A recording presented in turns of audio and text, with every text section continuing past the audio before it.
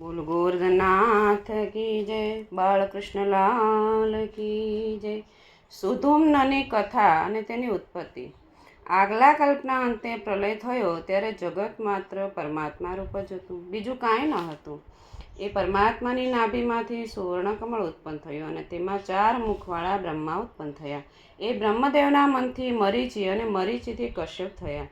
કશ્યપ પ્રજાપતિને અદિતિથી દેવોની ઉત્પત્તિ થઈ અને દિતિથી દૈત્યો ઉત્પન્ન થયા.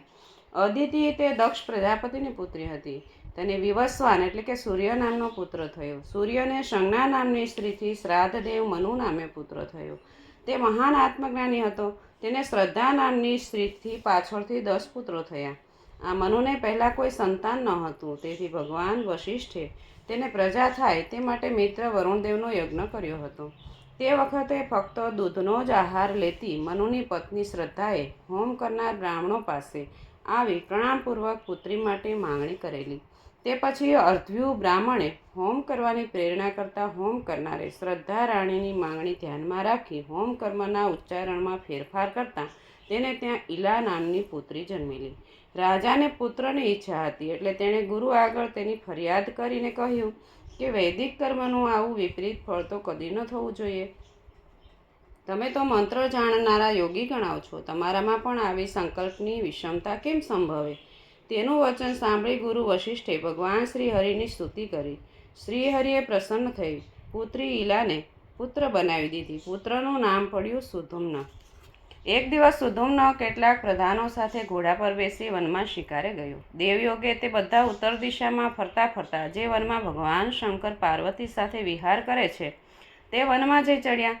તે વનમાં પ્રવેશતા જ તેમણે એક ચમત્કાર અનુભવ્યો. રાજકુમાર સુધુમ્ન પુરુષમાંથી સ્ત્રી બની ગયો અને તેનો ઘોડો પણ ઘોડી બની ગયો. તેના બધા પ્રધાનો પણ સ્ત્રી જાતિના બની ગયા. બધા પોતાની જાતિમાં ફેરફાર થયેલો જોઈ મનમાં અત્યંત ખેદ પામ્યા અને એકબીજાની સામે જોઈ રહ્યા. પરીક્ષિત રાજાએ પ્રશ્ન કર્યો કે હે પ્રભુ, એ પ્રદેશના આવા ગુણો સાંભળી અમને આશ્ચર્ય થાય છે.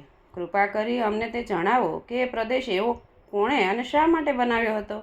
તો શ્રી સુખદેવજી બોલ્યા કે એક સમયે મહાદેવજી અંબિકા દેવીને ખોળામાં બેસાડીને વાતો કરતા હતા.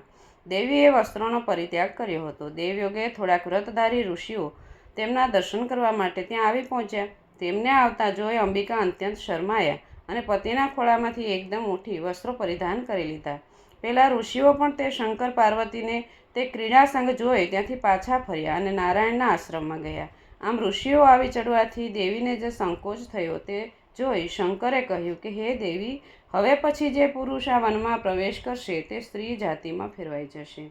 તો શંકરે આ વરને આપેલા આવા વરદાનને પરિણામે વનમાં દાખલ થતાં સુધુમ્ન સ્ત્રી બની ગયો. હવે પેલો સ્ત્રી રૂપ પામેલો સુધુમ્ન પોતાના સ્ત્રી રૂપધારી સેવકો સાથે એક વનથી બીજા વનમાં ફરવા લાગ્યો. એના જેવી ઉત્તમ સ્ત્રીને અન્ય સ્ત્રીઓથી વીંટળાયેલી પોતાના આશ્રમની પાસે જોઈ ભગવાન બુદ્ધને તેના પ્રતિ આકર્ષણ જન્મ્યું. તે સ્ત્રીએ પણ ચંદ્ર રાજાના પુત્રને બુદ્ધને પતિ તરીકે ઈચ્છ્યો અને તેની સાથે લગ્ન કર્યા. તેમને એક પુત્ર થયો જેનું નામ પુરુરવા. આ પુરુરવા તે પ્રખ્યાત ચંદ્રવંશનો આદિ પુરુષ થયો. ચંદ્રવંશની ઉત્પત્તિ સૂર્યવંશમાંથી કેવી રીતે થઈ તેની આ કથા છે. હે રાજન, આ 9મા સ્કંદમાં સૂર્યવંશ અને ચંદ્રવંશના પરાક્રમી રાજાઓના યશોગાન તમને સંભળાવીશ. ભગવાન શ્રીમાનનો પ્રાદુર્ભાવ સૂર્યવંશમાં થયો હતો. ભગવાન શ્રી કૃષ્ણે પ્રાદુર્ભાવ માટે ચંદ્રવંશ પસંદ કર્યો હતો. શ્રીમદ ભાગવતમાં મુખ્ય કથા તો શ્રી કૃષ્ણની છે, પણ ચંદ્રવંશનું અનુસંધાન મેળવવા સૂર્યવંશની કથા જરૂરી બને છે. સુધુમ્નો રાજા સ્ત્રીપણાને પામ્યો હતો, પણ પાછળથી સ્ત્રીપણામાંથી છૂટવા તેણે પોતાના કુલાચાર્ય વશિષ્ઠ ઋષિને યાદ કર્યા. વશિષ્ઠ ઋષિને સુધુમ્નની જાતિ ફરી ગયાના સમાચારથી ઘણું દુઃખ થયું. તેમણે એને પુરુષપણું પ્રાપ્ત થાય એવી ઈચ્છાથી શંકર ભગવાનની સ્તુતિ કરી. શંકરે પ્રસન્ન થઈને વરદાન આપ્યું, આ સુધુમ્નો 1 મહિનો પુરુષ રૂપે અને 1 મહિનો સ્ત્રી રૂપે રહ્યા કરશે. આવી વ્યવસ્થાથી ભલે તે પૃથ્વીનું પાલન કરે. આમ પુરુષપણો પુનઃ પ્રાપ્ત કરીને સુધુમ્નો પિતાનું રાજ્ય ભોગવવા લાગ્યો, પણ પ્રજાએ તેને પસંદ કર્યો નહીં. સુધુમ્નુને ઉત્કલ, ગય તથા વિમલ નામના 3 પુત્રો થયા હતા. સમય જતાં તેણે પુરુરવાને પૃથ્વી સોંપી તે વનમાં તપ કરવા ચાલ્યા ગયા. બોલ ગોવર્ધનનાથ કી જય, કૃષ્ણ કનૈયા લાલ કી જય.